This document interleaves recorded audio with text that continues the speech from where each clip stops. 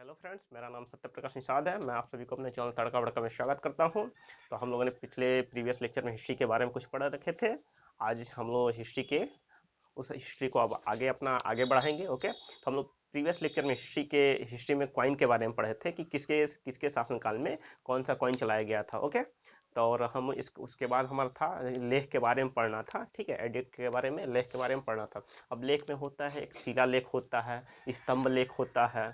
ठीक है, या स्तंभ लेख होता है, ये सब सारी लेख हैं। तो हम लेख के बारे में इसलिए नहीं बात किए हैं क्योंकि इसको जब जैसे जिसके शासनकाल में जो स्तंभ लाया गया था, चाहे जो भी जैसे शासनकाल वाइज, जैसे शासन के वाइज, जैसे किसके शासनकाल में कौन सा स्तंभ लाया गया था, वो हम लोग शासन के वाइज पढ़ेंगे तो काफ़ी अच्छा रहेगा, याद करने में भी आसानी होगी। ओके, तो हम आज विदेशी यात्रियों के बारे में बात करेंगे। विदेशी यात्रियों द्वारा भारत का वर्णन। ठीक है, तो जो जैसे कौन कौन सा, ये देखें कौन कौन से जो विदेशी यात्री थे जिनके द्वारा जैसे भारत का वर्णन वर्णन किया गया है। तो हमारे विदेशी यात्री देखा जाए तो हमारे पहले विदेशी यात्री थे हेरोडोटस थे। ठीक है, हेरोडोटस को हिस्ट्री का जनक भी माना जाता है। तो हेरोडोटस की प्रसिद्ध पुस्तक है जो हिस्टोरिका है। ठीक है, हिस्टोरिका में कुछ भारत के हिस्टोरिका में भी भारत के कुछ वर्णन मिले हुए हैं। ओके, उसके बाद थे हमारे मेगा स्थनीज। ठीक है, मेगा स्थनीज जो थे ये इंडिका लिखे हुए थे। इनकी इनकी जो प्रसिद्ध पुस्तक है इंडिका है। इंडिका में भी भारत का वर्णन मिलता है। ओके, उसके बाद जो हमारे थे, उसके बाद एक पुस्तक है जो काफ़ी अच्छी पुस्तक है, जैसे प्रिंसिप, जो एक पुस्तक है Periplus of the Erythraean Sea. Okay, Periplus of the Erythraean Sea जो है, ये एक अज्ञात व्यक्ति, जैसे इसमें इसके जो राइटर हैं, इसके राइटर का नाम तो नहीं लिखा गया है इसलिए इसे हम लोग अज्ञात बोलते हैं। ये जो पुस्तक है काफ़ी फेमस पुस्तक है। इसमें जो भारत के बारे में जो वर्णन है काफ़ी अच्छे तरीके से, काफ़ी विस्तार में भारत का वर्णन किया गया है। ओके, उसके बाद से हमारे थे टालमी। टालमी जो थे, इनकी जो प्रसिद्ध पुस्तक है वो जियोग्राफिका है। जियोग्राफिका में भी जो थे, जियोग्राफिका में भी भारत के जो बहुत सारे वर्णन मिले हैं।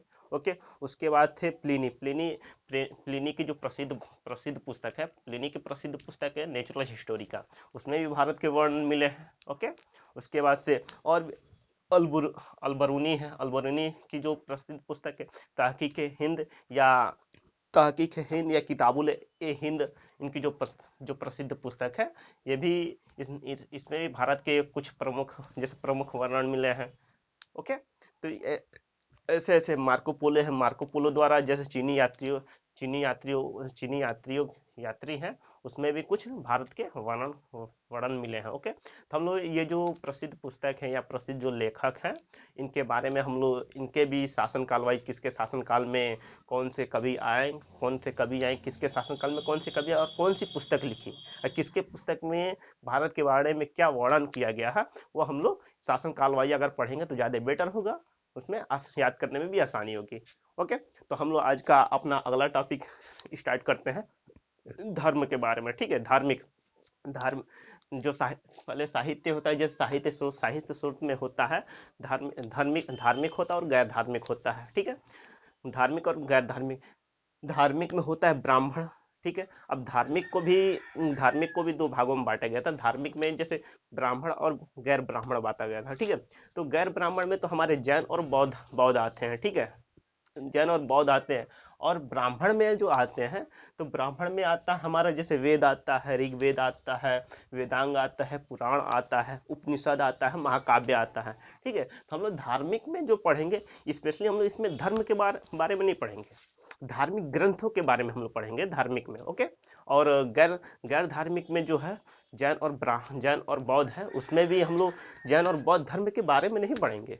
बेसिकली जैन और बौद्ध धर्म के जो ग्रंथ हैं उनके बारे में पढ़ेंगे। ओके, तो हम लोग आज स्टार्ट करेंगे उसमें धार्मिक में। धार्मिक में हम लोग वेद के बारे में पढ़ेंगे। तो जो वेद है, वेद है, वेदों की रचना ईश्वर ने की है। ओके, वेदों की रचना ईश्वर ने की है। वेदों की जो रचना है वो गुप्त काल में कृष्ण द्वैप वायन वायन वेद व्यास ने किया था की थी। ओके, उसका जैसे संकलन मिला था प्रारंभ में, जैसे गुप्त काल में कृष्ण द्वैप वायन वेद व्यास। ठीक है, इनका गुप्त काल में इसका जो संकलन मिला था, ठीक है, संकलन मिला था। ओके, ये जैसे वेदों की जो संख्या है, जैसे शुरू शुरू में वेदों की जो संख्या है, वेदों की संख्या 3 थी। जैसे ऋग्वेद था, सामवेद था और यजुर्वेद था। बस 3 ही वेद थे शुरू शुरू में। लास्ट में एक वेद और जोड़ा गया जिसे अर्थवेद कहते हैं। तो जैसे जब शुरू शुरू में 3 वेद थे तो उसे त्रयी बोला जाता था, ठीक है। तो वो वेद प्रारंभ में जैसे जो वेदों की संख्या 3 थी जिसे त्रयी बोला जाता था। उन तीनों में कौन कौन से वेद थे? ऋग्वेद थे, सामवेद थे और यजुर्वेद थे। अर्थवेद को लास्ट में वैदिक काल के समय में जोड़ा गया है। ओके, तो अब आप इसमें हम लोग अब एक एक करके जो वेद हैं, तो अब एक एक करके हम लोग वेदों के बारे में पढ़ते हैं। तो वेद में अब हमारा आता है, पहला आता है ऋग्वेद, ठीक है। तो ऋग्वेद हम लोग पढ़ते हैं। तो ऋग्वेद में जो है, हमारे ऋग्वेद में 10 मंडल हैं, ठीक है। ऋग्वेद में बेसिकली 10 मंडल है। 1028 जो है सूक्ति है और 10,580 रचनाएं हैं, ठीक है। ऋग्वेद जो है, ऋग्वेद हमारा सबसे प्राचीन वेद है। ऋग्वेद सबसे प्राचीन और सबसे बड़ा वेद हमारा ऋग्वेद है। उस ये जो ऋग्वेद है, ऋग्वेद के ज्ञानी को हम लोग होत्र बोला जाता है, होत्री कहते हैं। ओके, जो ऋग्वेद पढ़ाते हैं या पढ़ाते हैं, या जो ऋग्वेद के जो ज्ञानी होते हैं उन्हें होत्री कहते हैं। ओके, इसके जो हमारे ऋग्वेद का जो उपवेद है, उपवेद को हम लोग कहते हैं आयुर्वेद, ठीक है। आयुर्वेद कहते हैं। जैसे ऋग्वेद के उपवेद को आयुर्वेद कहते हैं और उसके जो ज्ञानी होते हैं उन्हें प्रजापति कहते हैं। ओके, प्रजापति कहते हैं। जैसे ऋग्वेद के उपवेद को यानी अर्थवेद, जैसे आयुर्वेद के ज्ञानी को हम लोग प्रजापति कहते हैं, ठीक है। यजुर्वेद में जो है, ठीक है, यजुर्वेद बोलना है। ऋग्वेद में जो हमारा है, ऋग्वेद में गायत्री मंत्र का उच्चारण है। जो गायत्री मंत्र किस देवता के लिए है? तो गायत्री मंत्र जो है हमारे सूर्य भगवान को समर्पित है। ऋग्वेद में गायत्री मंत्र जो है ये हमारे सूर्य भगवान को समर्पित है। ओके, इसमें जो ऋग्वेद में शूद्र ऋग्वेद में जैसे शूद्र की भी चर्चा की गई है। ओके, सबसे पहले ऋग्वेद में शूद्र की चर्चा की गई है। ओके, इसके बाद से इसके दूसरे और सातवें मंडल में, इसका जो दूसरा और सातवां मंडल है, जो ऋग्वेद का दूसरा और सातवां मंडल है, ये काफी पुराना है, बहुत पुराना है, ठीक है।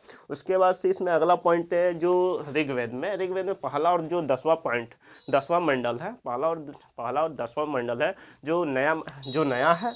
उसके बाद से इसके 9वें मंडल में भगवान सोम देवता की चर्चा की गई है। ओके, इसके तो ये हमारे ऋग्वेद थे। ऋग्वेद में एक एक पॉइंट करके हम लिख दिए हैं। ओके, तो आप लोग पॉइंट अगर याद करेंगे तो काफी आसानी से याद हो जाएगा। ओके, उसके बाद हमारे दूसरा वेद हमारा सामवेद है। सामवेद में हमारा है 1875 मंत्र है। 1875 मंत्र, जिसमें केवल जो 99 मंत्र हैं, जो 99 मंत्र हैं, जो सामवेद के हैं। ओके, सामवेद के हैं। बाकी मंत्र हैं वो सब जैसे क्या कहते हैं, ऋग्वेद से ही लिया गया है। ओके, उसके बाद से इसमें जो सामवेद में संगीत स्वर की चर्चा की गई है। संगीत स्वर की चर्चा की है। जो संगीत स्वर है ये टोटल 7 होते हैं। जैसे सा रे गा मा पा धा नी सा, ये टोटल हमारे 7 संगीत के स्वर हैं जो यज्ञ के समय गाए जाते थे यज्ञ के समय बेसिकली। ओके, उसके बाद से जो सामवेद के जो हमारे ज्ञानी हैं, सामवेद के ज्ञानी को उद्गाता सामवेद के जो हमारे ज्ञानी हैं उन्हें उद्गाता बोला जाता है, ठीक है, उद्गाता। उसके बाद से इसके उपवेद को गंधर्व वेद बोला जाता है। ओके, जो सामवेद के सामवेद के उपवेद को गंधर्व वेद बोला जाता है। ओके, गंधर्व वेद के जो गंधर्व वेद के जो ज्ञानी हैं, गंधर्व वेद के ज्ञानी को नारद बोला जाता है। ओके, उन्हें नारद कहते हैं। जिससे गंधर्व वेद का ज्ञान हो उसे नारद बोला जाता है, और जिसे सामवेद का ज्ञान हो उसे उद्गाता बोला जाता है। ओके, इसके बाद से हमारा अगला जो वेद है, जो हमारा तीसरा वेद है, वो है यजुर्वेद। अब यजुर्वेद में हम लोग एक एक पॉइंट करके जानते हैं। यजुर्वेद को 2 भागों में बांटा गया। वैसे कि 2 भागों में बांटा गया। एक है कृष्ण वेद, जैसे कृष्ण यजुर्वेद है और दूसरा शुक्ल यजुर्वेद है, जो गद्य और पद्य में लिखा गया है। ठीक है, कृष्ण यजुर्वेद को गद्य बोला जाता है और शुक्ल यजुर्वेद को पद बोला जाता है। ओके, उसके बाद से इसके जो ज्ञानी है और इसका जो उपवेद है धनुर्वेद है, धनुर्वेद है, इसके जो उपवेद है इसके धनुर्वेद है, और इसके क्या कहते हैं जो धनुर्वेद के जो ज्ञानी है उसे उन्हें विश्वामित्र बोला जाता है। ओके, उसके बाद से यह हमारा है अर्थवेद। ठीक है, उसके बाद हमारा अर्थवेद जो है ये हमारा चौथा वेद है। ठीक है, ये चौथा वेद ये सबसे लास्ट में आया, ये उत्तर वैदिक काल के समय इसे उत्तर वैदिक काल के समय आया। इसमें जो टोटल 6000 रचना 6000 मंत्र है। ठीक है, 6000 मंत्र जो अर्थवेद है। अर्थवेद में जैसे इसमें जो क्या कहते हैं टोना, जैसे जादू टोना की चर्चा की गई है। ओके, इसमें जैसे अर्थवेद में काफी ज्यादा ही जादू टोना होता था। ठीक है, उसके बाद से अब ये हमारे टोटल चारों वेद थे। चारों वेद जैसे ऋग्वेद है, सामवेद है, यजुर्वेद है और अर्थवेद है। ठीक है, अर्थवेद सबसे लास्ट में शामिल किया गया। ठीक है, उसके बाद से हमारा है आर्यक,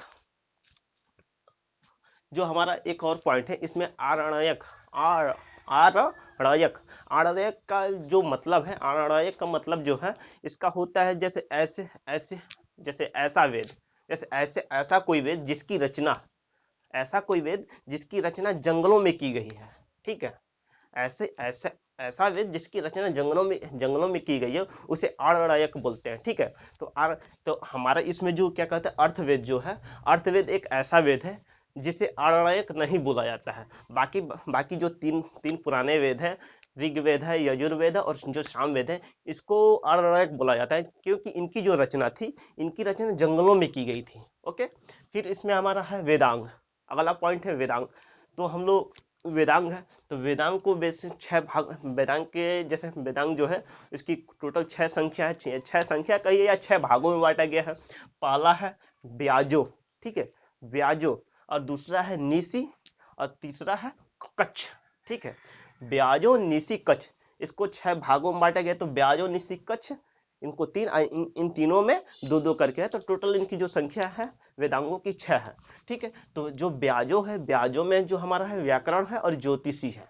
ओके, ज्योतिष है, और निसी में हमारा है, निसी में है निरुक्त है और शिक्षा है। ठीक है, उसके बाद से है कच्छ में होता है कल्प और छंद है। एक्चुअल में अगर देखा जाए तो ब्याजो निसी कच्छ जो है ये हमारा एक तरीके से जो वेदांगों की 6 संख्या है उनको याद करने का एक ट्रिक है ब्याजो निसी कच्छ। ब्याजो निसी कच्छ में देखिए, ब्या से हो जाएगा व्याकरण और ज्यो से हो जाएगा ज्योतिष। ठीक है, निसी में नी से निरुक्त हो जाएगा और सी से शिक्षा हो जाएगा। कच्छ में हो जाएगा, क से हो जाएगा कल्प और छ से हो जाएगा छंद। ओके, अब इसमें जो व्याकरण है, तो ठीक है, व्याकरण को अष्टाध्यायी बोलते हैं। ठीक है, व्याकरण को हिंदी में अष्टाध्यायी भी बोलते हैं। ओके, उसके बाद से ज्योतिषी है, ज्योतिषी को बृहत संहिता,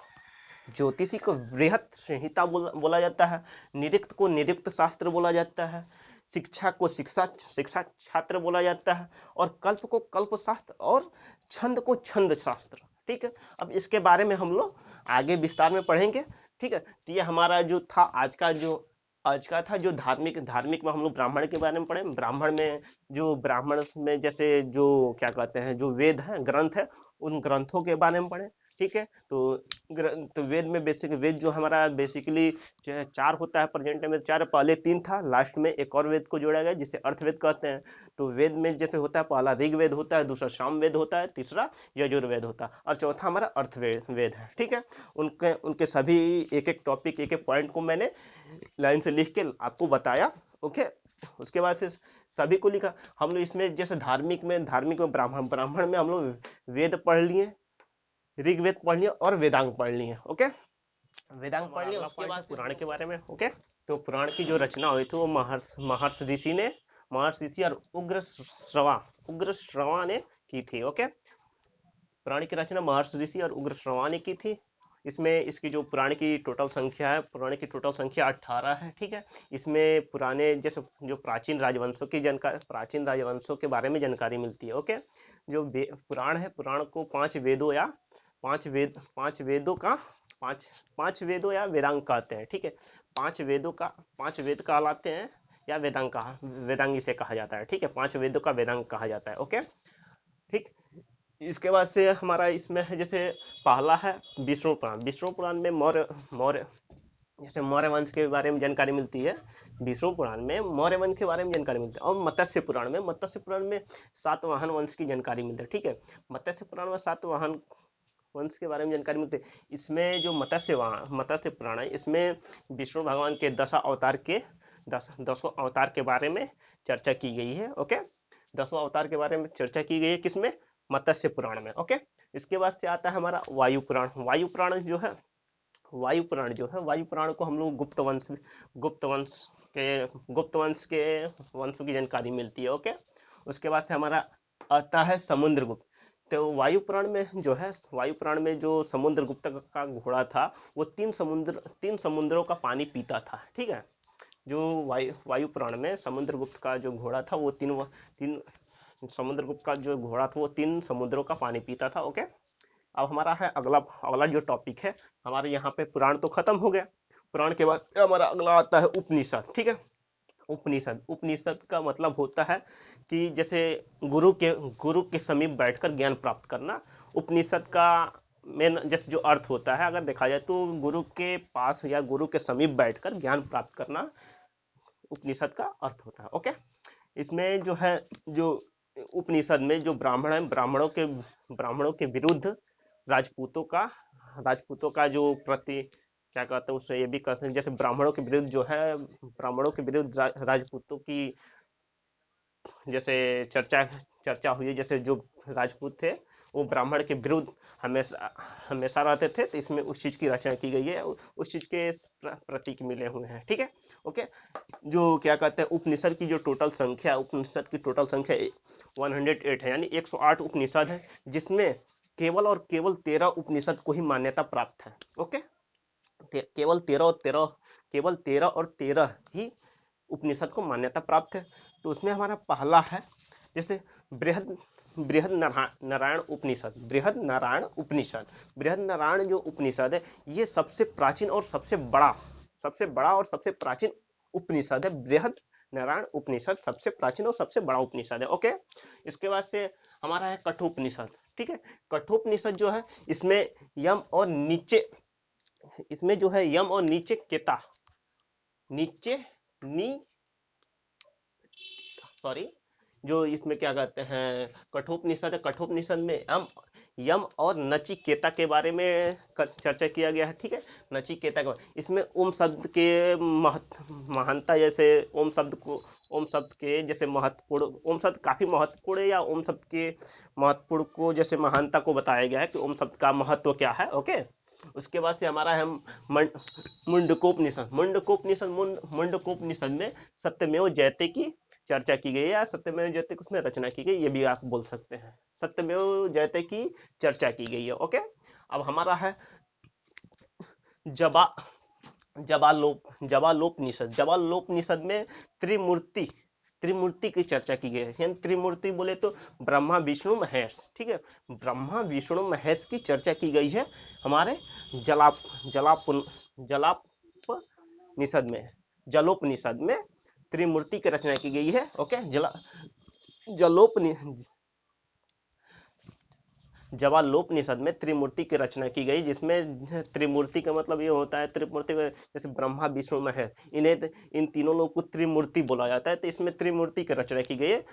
ओके, उसके बाद से हमारा अगला है अलोपनिषद। ठीक है, अलोपनिषद जो है सबसे बाद का उपनिषद है, सबसे बाद में ये उपनिषद आया है। ठीक है, ये अकबर के समय लिखा गया था। जो ये अलोपनिषद है, ये अकबर के समय लिखा गया था। उसके बाद से आता है स्मृति साहित्य।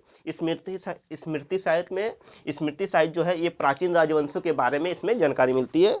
स्मृति साहित्य में प्राचीन राजवंशों के बारे में जानकारी मिलती है। ठीक है, जो स्मृति साहित्य के संख्या, इसमें टोटल संख्या 36 है, 36 इसके टोटल संख्या। ओके, अब इसमें जैसे जो इसका जो अगला पॉइंट है, इसमें विष्णु और नारद, जैसे विष्णु विष्णु और नारद जो है, विष्णु नारद ने जैसे गुप्त काल, जैसे गुप्त वंश में या गुप्त गुप्त काल में विष्णु और नारद की जानकारी मिली है या नारद की चर्चा की गई है, विष्णु और नारद की चर्चा की गई है। जैसे विष्णु स्मृति और नारद स्मृति की चर्चा गुप्त काल में की गई है। ओके, इसके बाद से है हमारे विवाह, जैसे विवाह की चर्चा की गई है इस स्मृति साहित्य में, विवाह की चर्चा स्मृति साहित्य में की गई। तो इसमें जो पुरुषों की एज है, पुरुषों की एज है 25 ईयर बताया गया, और लड़कियों का एज जो है वो 12 ईयर बताया गया। ओके, 12 वर्ष बताया गया है, लड़कियों की एज बताई गई है, और पुरुषों की एज जो बताई गई, मैन की एज जो बताई गई है वो 25 ईयर बताई गई है स्मृति साहित्य में। ओके, उसके बाद से हमारा उसमें स्मृति साहित्य में ही अगला पॉइंट है हमारा मनुस्मृति और यज्ञ वाला है। ठीक है, मनुस्मृति और यज्ञ वाला स्मृति, मनुस्मृति और यज्ञ वाला इस स्मृति में जो है, इसमें मौर्य वंश या मौर्य काल में ये मौर्य काल के वंशों की जानकारी मिलती है मनुस्मृति में और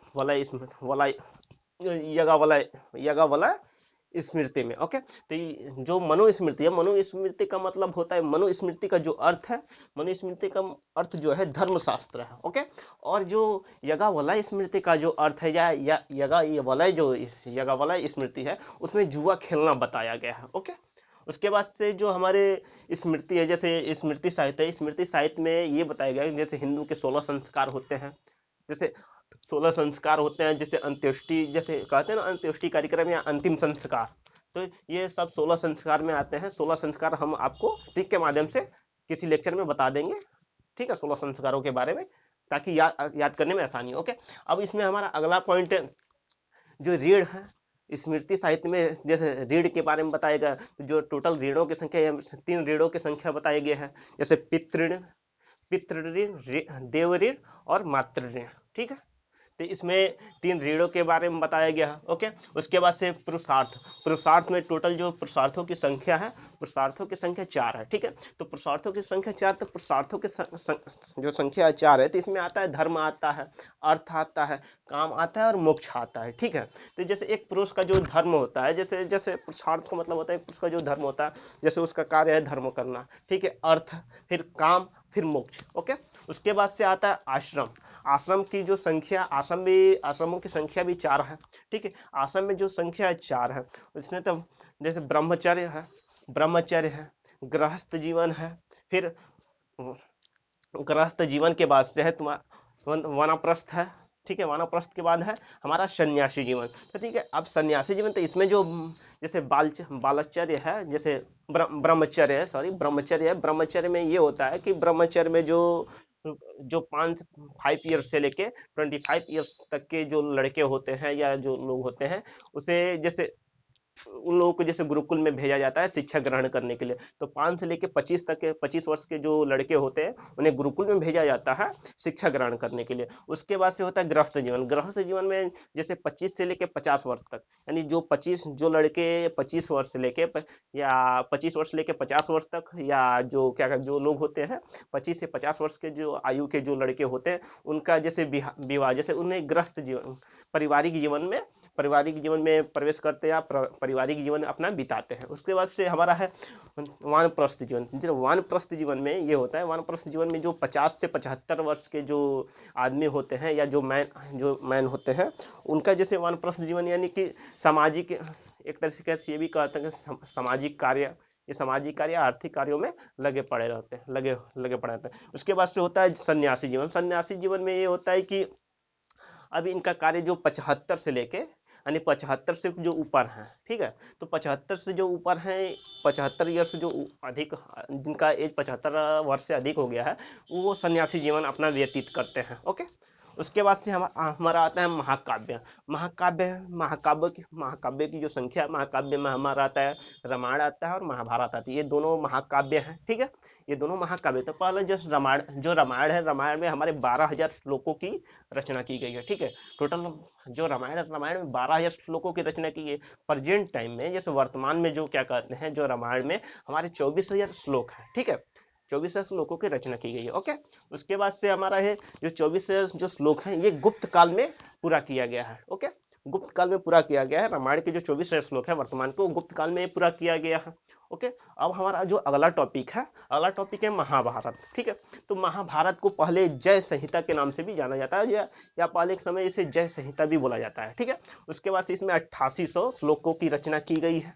ठीक है, जो प्रेजेंट टाइम में 1 लाख एंड 1 लाख श्लोकों की संख्या हो गई है, श्लोकों की रचना हुई है। ठीक है, इसमें 18 पर्वों के बारे में चर्चा की गई है।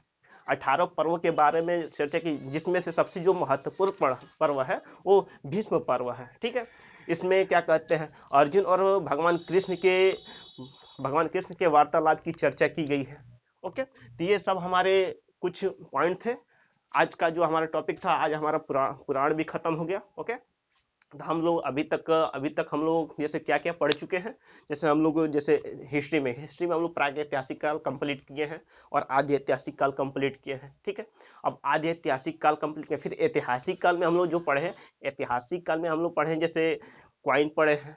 ठीक है, जैसे क्वाइन पढ़े हैं यानी पुरातत्व के बारे में पढ़े हैं, और विदेशी यात्रा के बारे में पढ़े हैं, और साहित्य के बारे में। ठीक है, तो क्वाइन जो पुरातत्व के बारे में हम लोग क्या कहते हैं, क्वाइन के बारे में पढ़े हैं।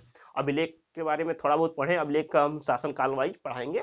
ओके, उसके बाद से हम लोग विदेशी यात्रियों के बारे में पढ़े हैं। उसमें भी कुछ एक आध और जो हमारे महान कवि हैं उन लोग के बारे में, उन लोग को शासन वाइज ही अगर हम बताएंगे तो ज़्यादा आसानी रहेगा और याद करने में भी आसानी रहेगा। ओके, उसके बाद से हम लोग साहित्य के बारे में पढ़े हैं। साहित्य में हम लोग जैसे वेद के बारे में पढ़े हैं, वेदांग के बारे में पढ़े हैं, ऋग्वेद के बारे में पढ़े हैं, उपनिषद के बारे में पढ़े हैं, पुराण के बारे में पढ़े हैं, महाकाव्य के बारे में पढ़े हैं।